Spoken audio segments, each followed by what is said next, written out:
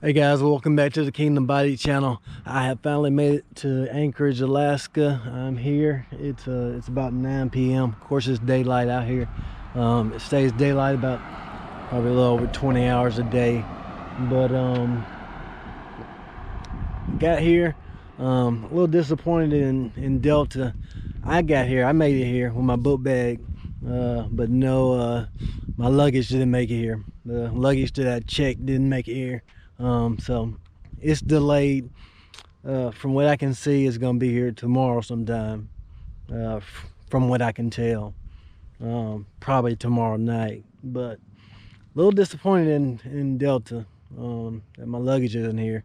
And I'm doing a glacier hike tomorrow morning, and this is what I have to wear. Yep, what I'm wearing, shorts and a t-shirt.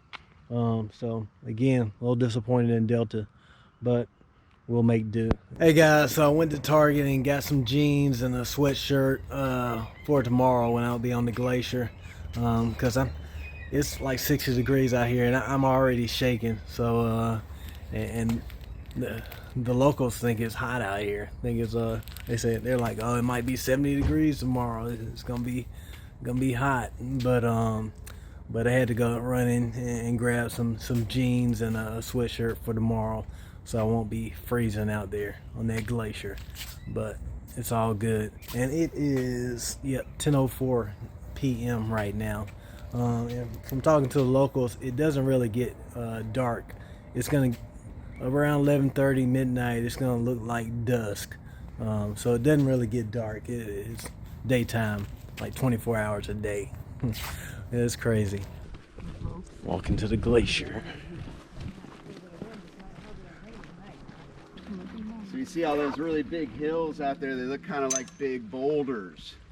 That's actually all ice. Every bit of it except for the little rocks that are down and scattered around on the bottom. Now, the reason it looks more like a rock than it does ice is it's part of what's known as the basal layer of ice. Basal means it tastes like basil. No, good. Everybody's paying attention. I like to see that. No, the basal means base layer. So the base layer of ice looks more like a stone because actually between 50 and 60 years ago, this was actually water that was flowing underneath the glacier, helping to lubricate it on its way down the valley. And then it refroze to the bottom of the glacier, filled with all of the glacial till, the smallest of which is this glacial silt that we're walking around on. So that's why it looks more like a rock than it does ice. And when it melts, it looks more like mud oozing out of a stone than it does water melting from ice. So the reason we're able to see basically the underworkings of the glacier is we're on what's known as the toe of the glacier. The toe is also considered the terminus of the glacier. So once it gets exposed, the oxygen starts attacking all of this ice, and that's why we see the white everywhere. So when we get fresh slides that we start to be able to really look into it.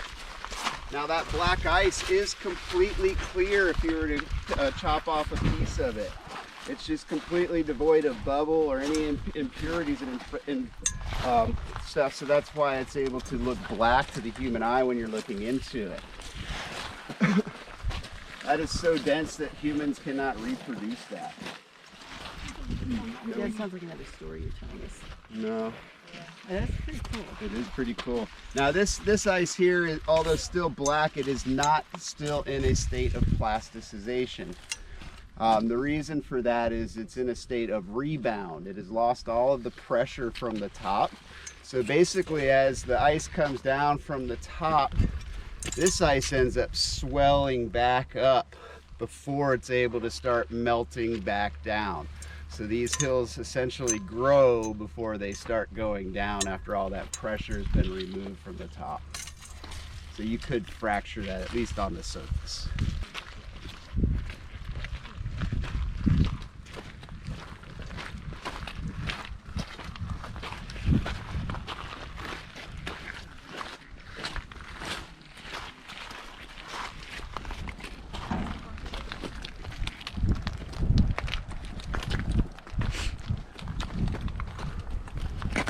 Catch up. Guys, I'm going to be handing out micro spikes. I'll be standing up here. If you guys would just line up, tell me your shoe size so I can get you the appropriate size.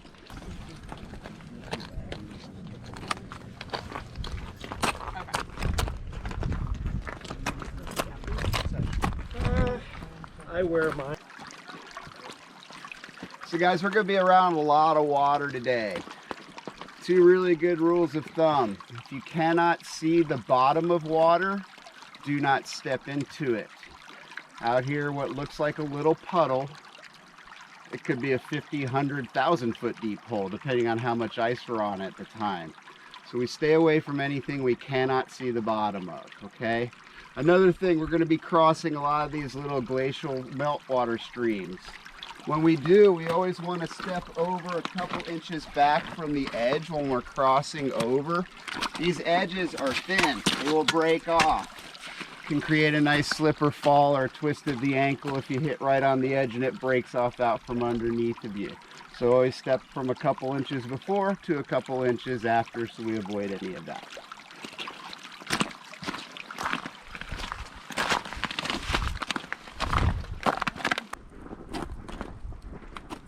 So I'm sure you guys have noticed that we have more moraine coating on this side of the glacier than we do over here. That's because we actually have two unnamed glaciers that come into this side of the glacier further up the valley. And where they come into the glacier, they end up bringing in and putting these lines of dirt, debris, and large rocks and boulders down the center of the glacier that are called medial moraine bands. So we actually have a total of 4 medial moraine bands on this glacier, 2 from the unnamed glaciers that come into the side. Now we have 2 much smaller ones on this side because there's actually 3 flows that start up at the top of Mount Marcus Baker. You have one main flow that comes down the center, and then just below the peak you have 2 other flows that come in. And where they do, they put those smaller medial moraine bands into the glacier. This means there was a bigger pile of sediment right here, so it's thicker, some more insulation. Same exact principle as what the rocks are doing.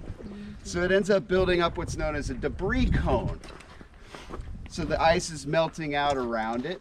As the cone gets taller and taller, it's also going to get steeper and steeper. Always going to have more sediment on the side towards the sun too. Just the way they form. So eventually, once it gets steep enough, all of that sediment slides, or what we call sloughing, down the side of that debris cone. And then that little hill will go down and a new one will start where that forms. Now these can walk between 1 and 5 meters a year. So even the smallest of sediments out here is still walking across the glacier.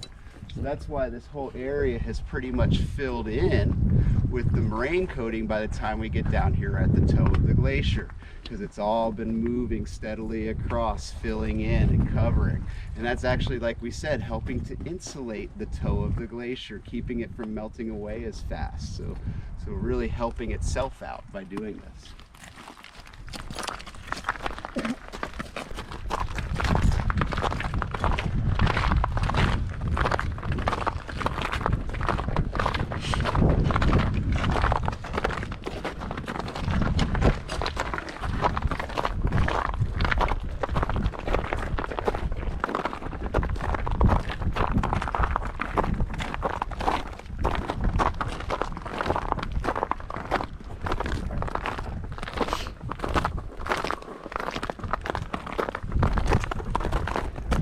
Come on up. This whole hill up in here is safe all the way down to the first bump.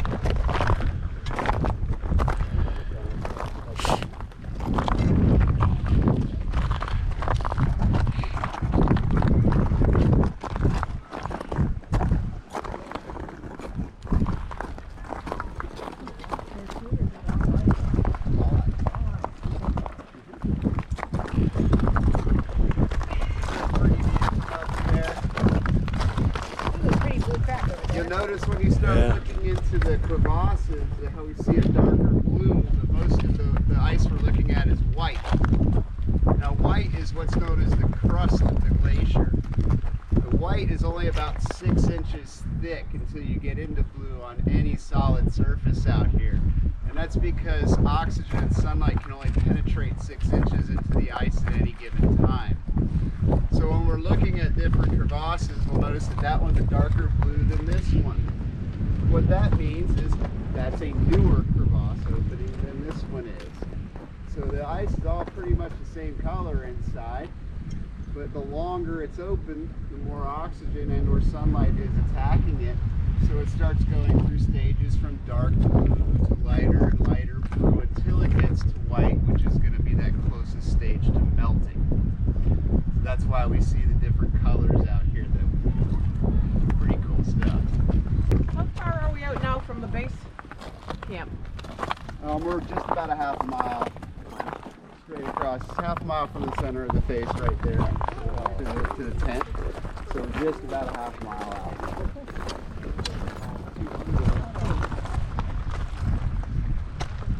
We've only come up maybe 100 foot in elevation since we started, right?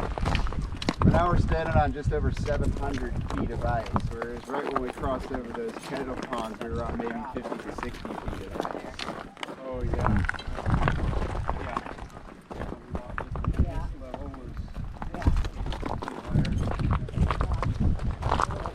You guys probably noticed that the glacier looks like Swiss cheese. So those are what's known as cryoconite holes. Now, cryoconite holes are actually responsible for supporting all life on glaciers. Every bit of it. They kind of look like little petri dishes, right? That's exactly what they are. So as different things like funguses, molds, mosses, lichen, different things like that blows in the air across the glacier, they can land in these little holes, and then the water that's inside will actually support the life. Now this is also one of very few glaciers in the world that they've found what's known as glacier mice on. Mites? Yeah, MIT? glacier mice. No, they're not mice. Mice. though. Yeah, they're not mice. So glacier mice are actually moss balls. If you can think of a living tumbleweed, they get to be about the size of footballs and they're green. And basically the reason that they're called glacier mice is back when the Russians had this territory. From what I understand, they were founded on this glacier. So people were out there walking around. Basically the wind blew. And when the wind blew, all of these moss balls just started scattering across the ice. They said it looked like somebody walked in and turned the lights on and all the mice went running across the room to hide. So that's how they got the name glacier mice. And the way they're able to survive is they roll around free floating in the wind and they roll over these cryoconite holes and they're able to absorb the water and nutrients to survive.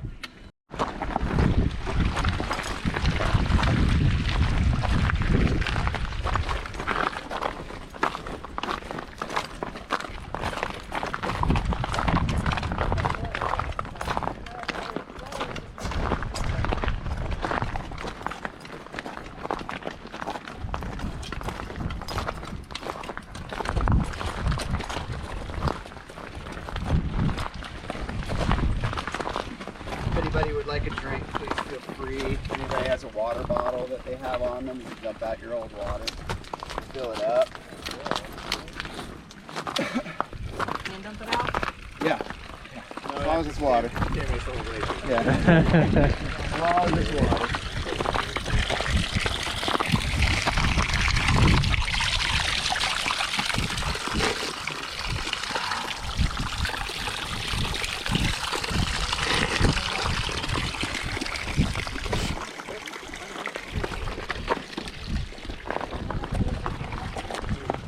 My well, I'm right in between the Kinnick and Matanuska. Well, at least you have well water.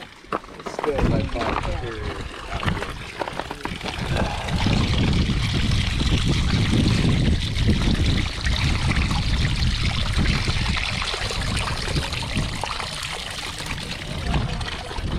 Here we go.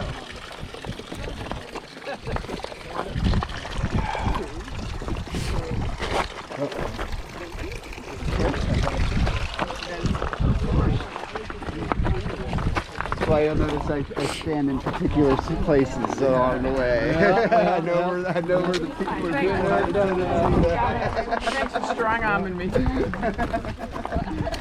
know where the tendencies are.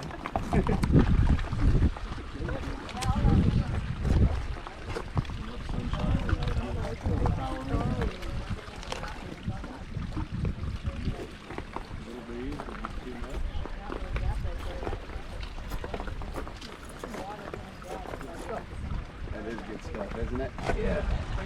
One of the cleanest glaciers on the planet, right here. Drink glacier water. Yeah. All that stuff when we put glacier on the bottles. That's all garbage. You can go into Palmer and get it out of the Matanuska and call it glacier water after you filter it. So we've just come up a couple hundred more feet in elevation, and now we're actually standing on about 1,000 feet of ice where we're at right now. Right back there on the top of that hill, it's about 1,200 feet, and that's going to be the average depth of the glacier is 1,200 feet. The glacier has a deepest point of 1,996 feet. It's about 3.5 miles up the valley in a bend. The reason it's there is the valley gets almost a half a mile thinner in the bend. So all that black ice starts standing up taller, so that's why we have our tallest point in there. Pretty cool. So back during the ice age, if we look around us and we see the hills are all rounded up to the tree line. So the ice was actually above that. The ice carved all of that rounding out. Kind of see where it was. Do you know if that little beak, those are Nunatex, like they say, that little bit that was up above the ice? Right? Yeah, I very well wonder could if that have one was one. But it's kind of high. been. Yeah, that one's a little high. Yeah. That one's a little high, but the ice was definitely way up there when you start really looking at the carving, especially when you guys are on your way back to Anchorage. Just take note of all of the rounded hills around. Anything that's rounded is most likely covered in ice at one point in time and ground down into that rounded area. Once you start getting up into the higher pitches and all the steeper stuff, that's where the glacier did not make it. But anything that's rounded on the way back down the valley, you can actually just imagine ice over top of it at some point in time.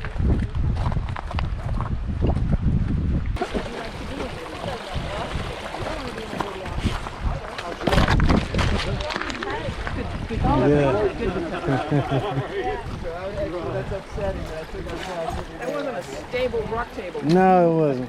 All right. That's right. You're gonna come on in soon.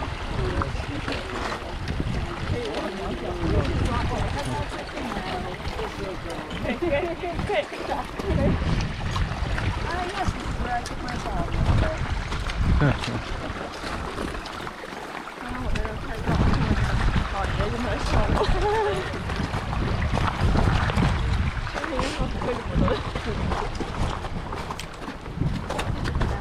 There you go, dig those toes in when you're going up the hill.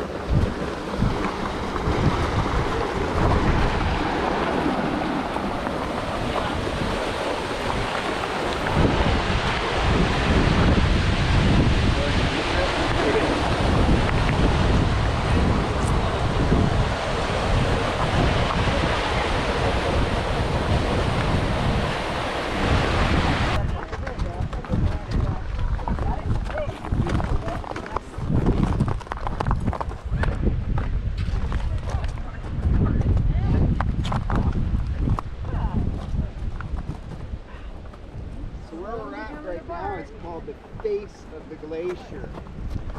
When we look out over the face, we're seeing about 300 foot of elevation above the water. That's literally only the top third of the ice. There's another 600 feet of ice down below the water level right there.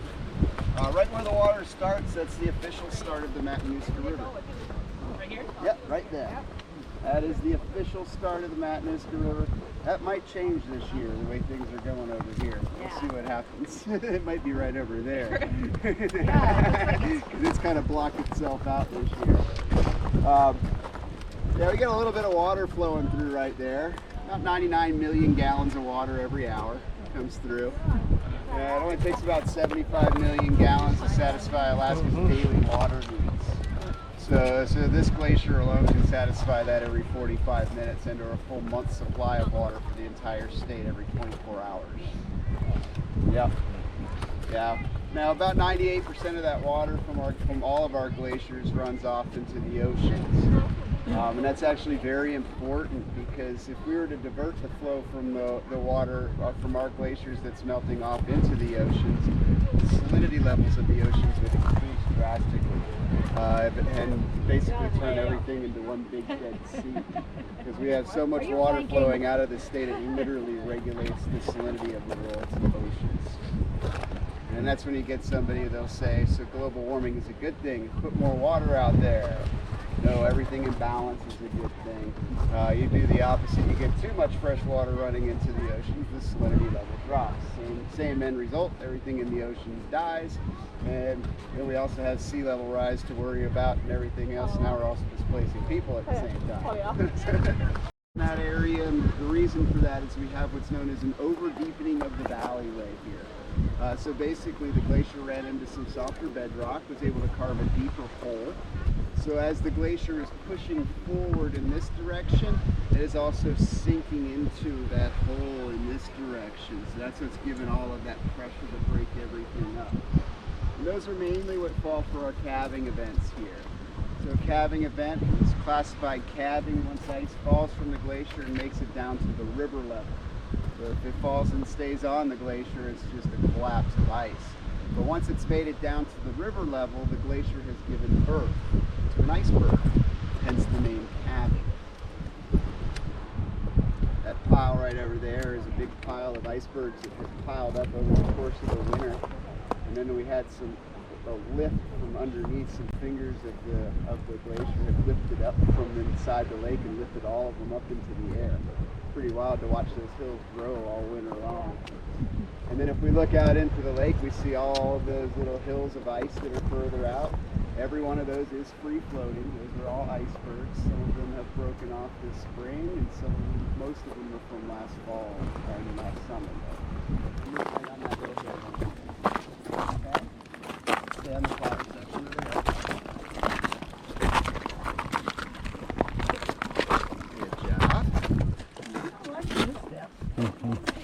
Step to the flat and then right into there. And then you're in a nice flat zone again. Stay right in the middle of that little crack. Yeah. Walk right up there a little ways. If you stay down in this lower flow, it's a lot easier. It's perfect.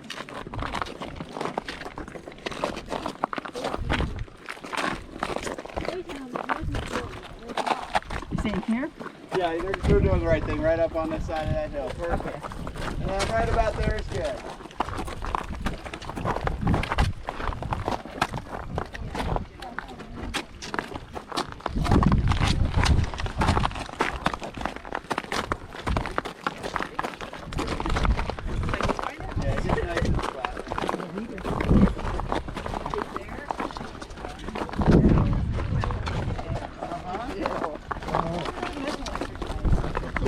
Spot right there.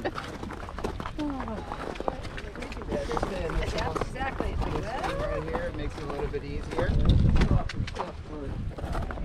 We're digging in.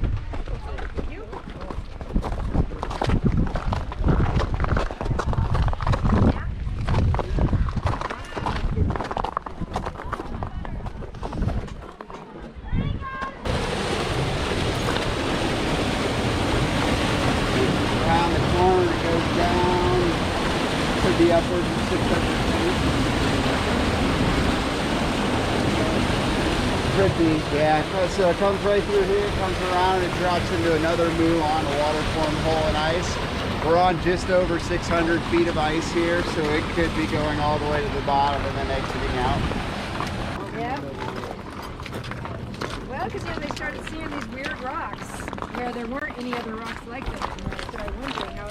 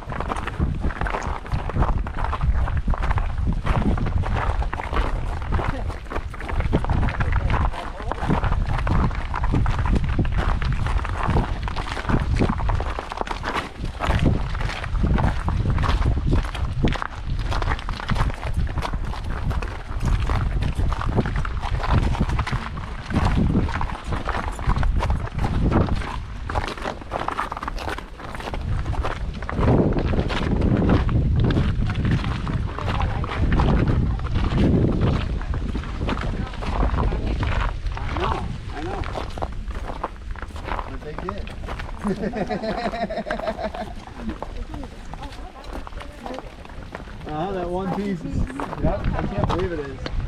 The front part of this broke off. Yeah, I can see that. My goodness. Yeah. Well, the black guy in the front wants to be free.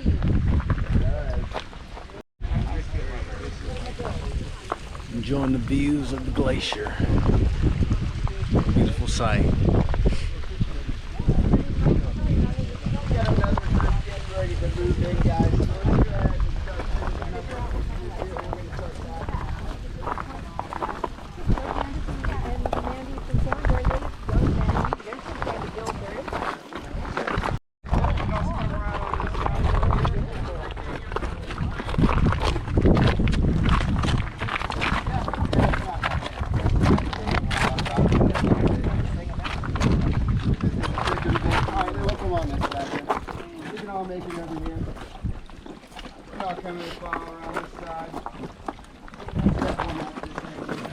I know, I'm trying to decide how I'm gonna do this. Sorry.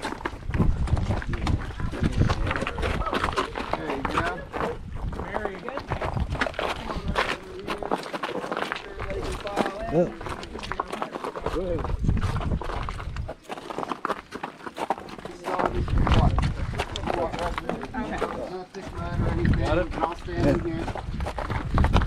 We do have to get everybody in so we can get back out, Bill.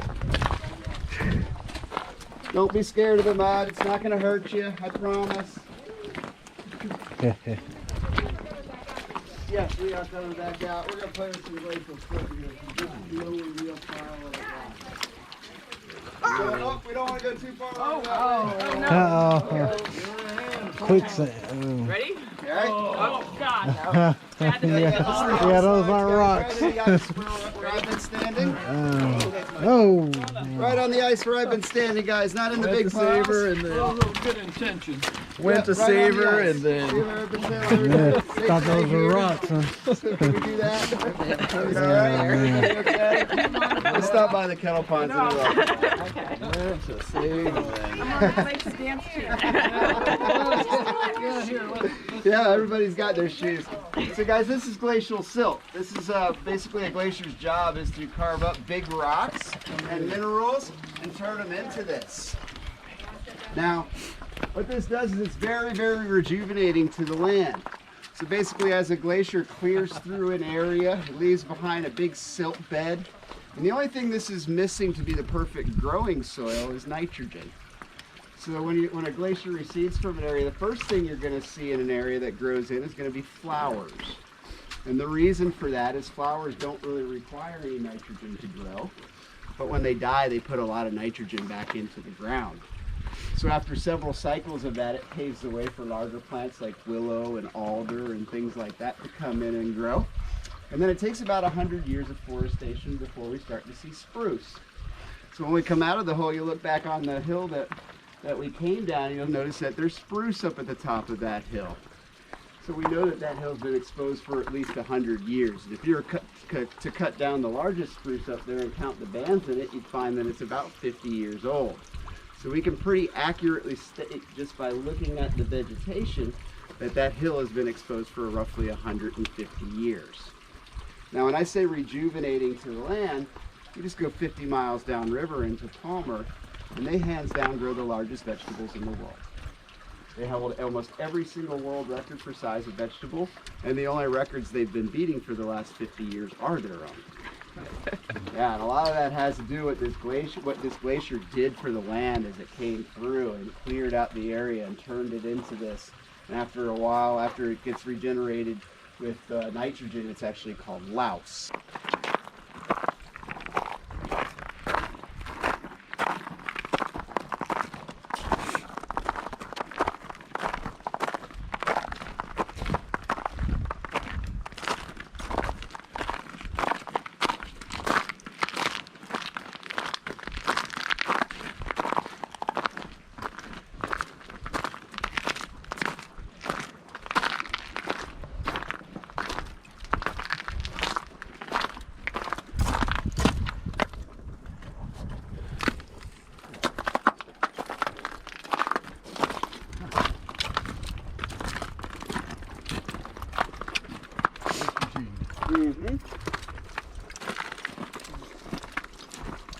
Yeah, the textures are really cool. It's like a jigsaw puzzle. You can pull little pieces of ice out of it.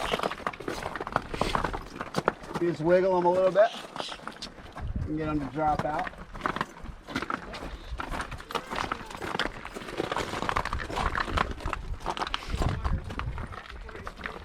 There's a good clean spot right over here.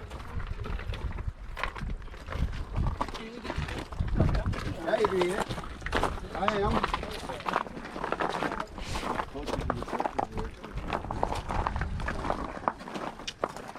Grab out a little chunk. So you guys notice this dark line, and it's all silty down below. So this is all blue ice on the top. This is black ice on the bottom. Why is it a silky line? At one point in time, this was about the 300-foot depth mark in the glacier. So that's how much ice is melted down from here.